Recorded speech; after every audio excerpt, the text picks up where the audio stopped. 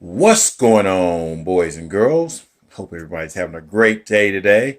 It is Saturday and we're getting ready to cook a Wagyu Tomahawk Steak. Now, if you're ever down south and you go to a place called Robertsdale, Alabama, there's a place called Farm Fresh Meats. A friend of mine turned me on to this place, and they sell some of the best, freshest meat that you could buy. Really friendly people. So if you're ever down that way, you should stop down at Farm Fresh Meats and get you some steaks. You can buy souse meat. You can buy red hot. You can buy pork skins. They got a whole variety of things. You can buy certain types of chicken and things like that. So I just gave them a free advertisement. Now we're going to cook some Wagyu. I wasn't going to make this video, but I said, you know what? That's one of the things I've never cooked before. So maybe someone else would like to try it. A Wagyu is a special type of cow that's kind of made for its muscling. It's got a lot of fat in it, a lot of fat content. So it's well marbled is what they call that. So I've already started the process. So just follow me along. All right, we're going to start off with some Tony Chachere's, and we're going to season this thing because you want to take this out about anywhere from 30 minutes to an hour before you cook it. You want to season it on all sides. So I've got it on the bottom here, got it on the top. This is a thick steak, guys. And now Wagyu is not one of the cheapest cuts of meat, but it is worth the price. And this is more of a roast than it is anything. So again, I'm going to put the Tony Chachere's. You don't have to use Tony Chachere's. You can use salt, pepper. You can use anything you want to do. Slap your mama. You can use a butt rub. But anyway, let it sit up on that meat to kind of help tenderize, let some of that fat absorb some of the spices in it. And then we're going to sear this on the grill, and then we're going to finish it up in the oven. While we're waiting for our steak to kind of marinate, and our steak looks really, really good here. It's been up there for about an hour, hour and a half, probably close to 2 hours. We're going to have some secondary little meals. And I had these butter beans in the cabinet, and I said, you know what? I'm not going to let these things go to waste. I haven't had any fresh ones in a while, but I've had these, and I'm just going to fix them up real good. We're going to add some onions to them, some celery, some garlic as well, too. We're going to add some Tony Chachere's seasoning and a little bit of hot sauce to them. So we're going to saute these first and then add them to the butter beans. All right, so we added our onion, celery, and garlic, and we're just going to cook these until they're glistening here. And we're trying not to make a real long video, guys. So if I'm kind of talking fast and rushing, it's because I don't want a real long video. Now, also what I've done is I've emptied out the can of beans, butter beans, and I've rinsed these off because they've got so much salt on them. That's kind of used in the preservative process. But I've rinsed these off, and we're going to use our own vegetable stock. Okay, now we'll put our beans in here and our vegetable stock. We've got our other vegetables sauteing here, and they're about to be ready. We're going to add a little bit of our Tony Chachere's in there, not a whole lot. Alrighty, we added our sauteed vegetables in there. Now we're going to add a little bit of hot sauce. That's just going to give it a little twang of the vinegar and the cayenne pepper in there. Stir it around, bring it to a boil. And it's real simple, guys, because the beans are really already cooked. So this is just going to be a simmering situation here. All right, now the second vegetable we're going to have is a little bit of Brussels sprouts. And you know, always with my meals, I try to have something green, have something starchy, have a meat, have something green. Have something green, you keep your colon clean.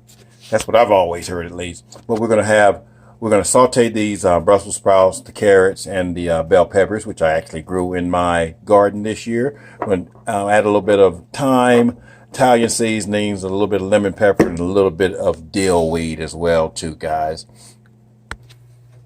Alrighty, so we've got a little bit of ghee in here. That's clarified butter. And they were kind of slightly frozen when I started. Gonna add in our carrots. Gonna add in our bell peppers.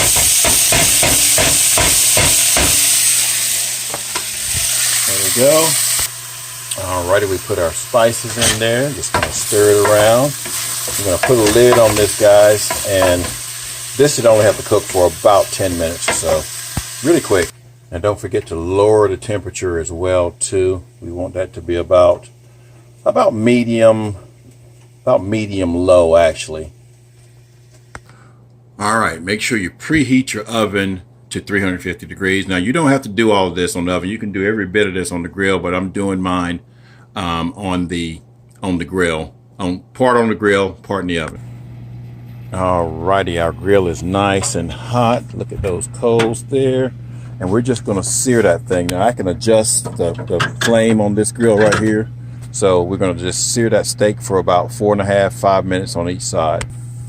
All right, we got our steak up there. Again, give it about 4.5 to 5 minutes. We're going to close the grill.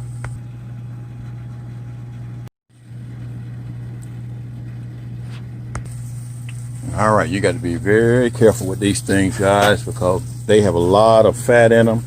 We're going to flip it. Oh yeah. There we go. It's almost crispy. So we're going to go on the other side. It's not completely burned, but if I had let it stay up there a little bit longer, it would have gotten that way. So we're only going to let it stay on the other side for about 3 minutes. All right, let's look at the other side, and it's been about 3 minutes or so. Oh yeah, that looks perfect there. So now we're going to take this off, guys, here.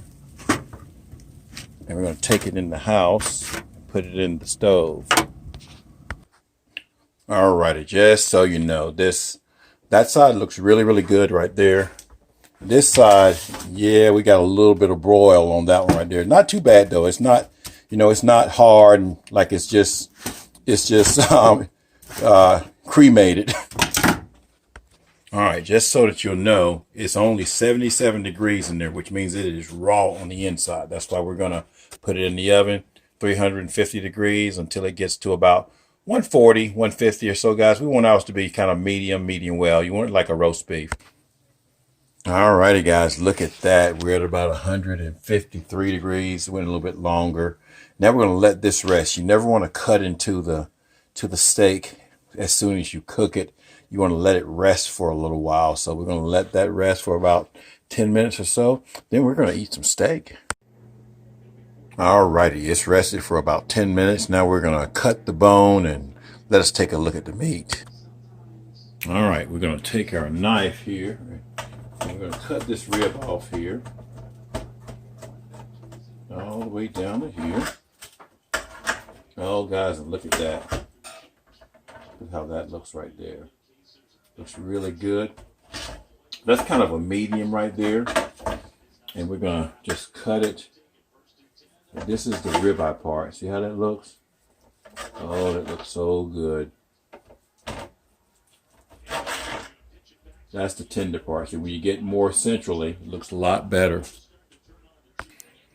All righty, then once everything's cut up, we've got our steak here. We got our Brussels sprouts and our butter beans. This is going to be a great meal, guys. Thanks for staying around and watching the video with me. You guys have a great day. Peace.